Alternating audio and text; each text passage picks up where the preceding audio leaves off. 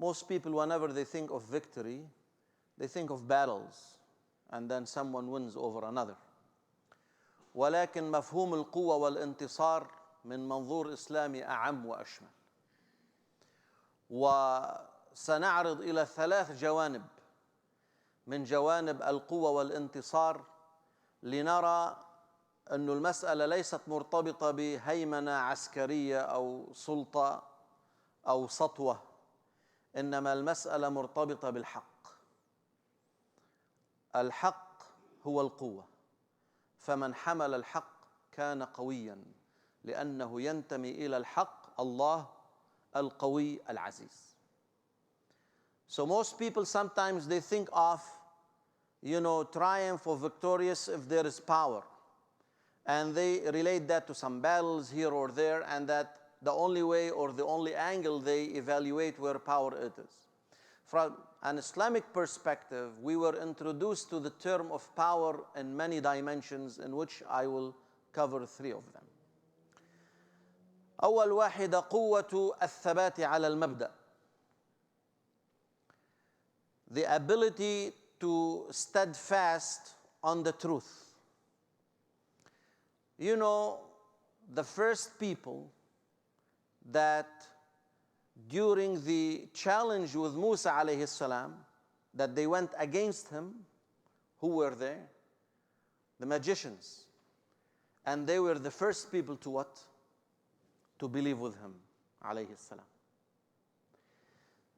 They knew what they were doing was, magic.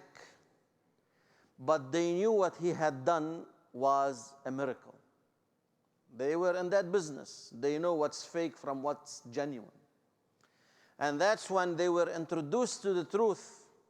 عصا تلقف ما يأفكون تنقلب إلى حية, like a stick changing into a snake and then eating these things that they were doing. قالوا آمنا برب موسى وهارون. They were the first people who submit. And then right on Fir'aun, what did he do? He challenged them, how dare you do, and then I'm going to kill you, I'm going to cut you, I'm going to do. What did they say? قالوا اقضِ ما أنت قاض إنما تقضي هذه الحياة الدنيا. Do whatever you want. Whatever you... Subhanallah, it was just moments. Right away, they picked up on the power of faith and they were willing to sacrifice their own lives, and that's what happened. This stand was recorded in history. Up till now, we remember it. Take another example. الثبات على الحق والثبات على القوة. The Prophet taught us, sallallahu alayhi wasallam, سيد الشهداء حمزة. The most honorable of martyrs is whom? Hamza. But someone can match that level of Hamza radiallahu ta'ala anhu if there is a tyrant, if there is a طاغية. And a طاغية doesn't have to be on the top of a country. في طغاة قاعدين على كراسي صغيرة على فكرة. There are people who are tyrants, but their chairs are small. But they act like tyrants, and people fear them as tyrants.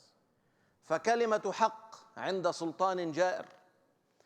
If you have the power to speak the truth from someone you fear he will retaliate back to you in harm, this is power.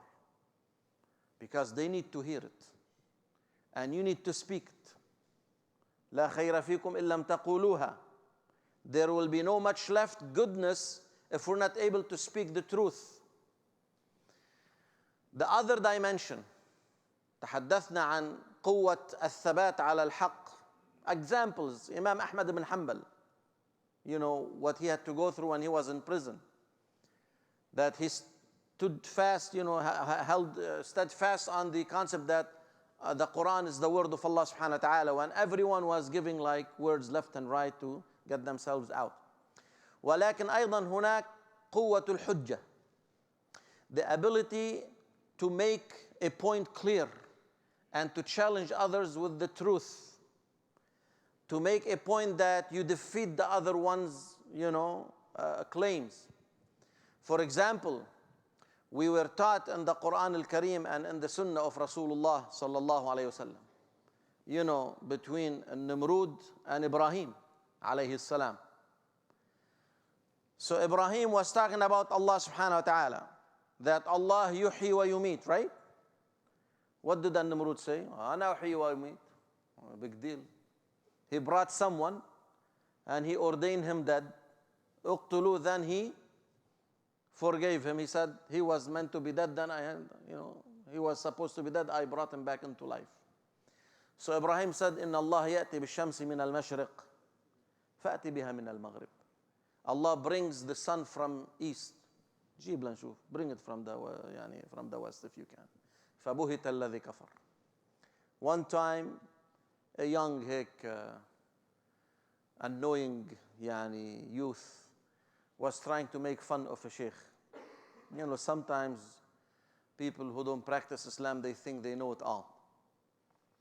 So he heard the sheikh saying about, that a shaitan will be in hell at the day of judgment.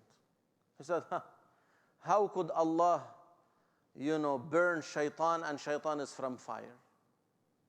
Figure that out. What kind of teaching you are telling people, ya sheikh? He thought he made a point to, embarrass the sheikh. So the sheikh took a rock and he hit him with it. He said, why are you in pain? It's teen, it's clay, and you are made from clay. If your, equation works, then you should not feel the pain. Allah can, heat up hell more, and then He can do whatever He wants with shayateen to be burned out. And this requires what? The first one requires sacrifice, the khulasa, the point, the lesson, that you need to learn from Ramadan, sacrifice to stand fast, to steadfast and to hold on the truth. And the second, you need to learn your deen. So when people ask you, you are able to speak the truth. I don't know, maybe, yeah, probably. La. You need to know. It was said that Imam Abu Dawood was telling his students that I saw in my dream that the sky opened. And there was this huge beam of light coming down. And I heard this voice saying, Abu Dawood, you reached a level of piety, you don't need to pray anymore. At that time, extreme Sufis were like, you see dreams, like they were going off track Islam. So he replied in his dream, Abu Dawood, because of what Allah granted him, get away, you Satan. He said, I have misled more than 10 or 20 people before you with this light. They said, oh wow, I got there, I'm fine, and I reached the level. They said, his students, how did you know it was shaitan, coming with this beam of light and this voice? He said, if the Prophet ﷺ was told in the Quran, وَعْبُدْ رَبَّكَ حَتَّى يَأْتِيَكَ الْيَقِينَ, keep worshipping Allah until you die. Al-yaqeen means of death. Who am I that the salah would be dropped on my behalf? If he did not do his homework in learning his deen, many people who are jahala, ignorant, will say, wow, I got it. Allah spoke to me yesterday. Came with this light. The third dimension, it is the power of ethics, al-akhlaq. The Prophet ﷺ said, إِنَّكُمْ لَن تَسَعُوا النَّاسَ بِأَمْوَالِكُمْ. You cannot earn people's hearts and minds and love by money. And you can give بعدين. People keep demanding, you cannot keep up with everyone. إِنَّمَا يَسَعُهُمْ مِنْكُمْ, they will be pleased, بَسْطُ الْوَجْهِ وَحُسْنُ الْخُلُقِ. Everyone will be pleased if they see a smiling face and good manners when you deal with them. Al-akhlaq, when you prevail in the manners, and one sheikh was on one of these TV shows, giving answering fatwa, whatever, a few years ago. So a lady called him and she said, "Ya sheikh, my husband divorced me when he was angry." He said, "هو أنت عمرك شفتي واحد بيطلق مرته وعم ياكل بزر?" Do you recall anyone divorcing his wife while eating pumpkin seeds or whatever? Of course, when someone is relaxed and happy, sitting on his leg, he's going to be having fun. But when he's angry, that's when it prevails, the type of character of a person. So quwwatul akhlaq, the power of ethics prevail when you are tested. In the moment when you are nervous, when you are angry, how you're going to act. When you are in power, when you are able to inflict pain. Huh? The Prophet came back to Mecca and the tradition was, if people attacked you, you attack back and you massacre them. And no one's going to say anything. That was in Arabia. It was a well-known practiced thing. He came back to Mecca to the people who forced him out. First to Abyssinia, second time to Abyssinia, third time to Mecca, to Medina. The people who killed his companions, you know, from Sumayya to her husband to many other Sahaba. The people who tortured him and other Sahaba. And he asked them, what do you think am I going to do with you?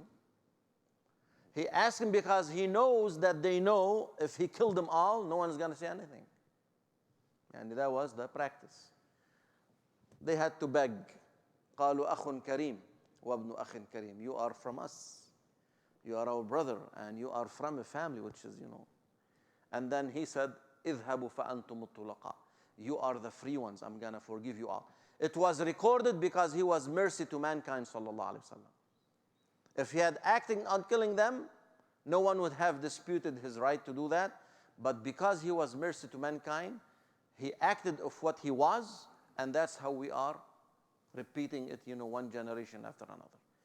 So don't think that you are powerful just if you beat someone up. In a battle or in a fist fight in the street, you could be powerful if you are able to prevent a mushkila from happening. If you are able to control your mouth from saying something that will trigger a mushkila. If you are able to make sense when you talk.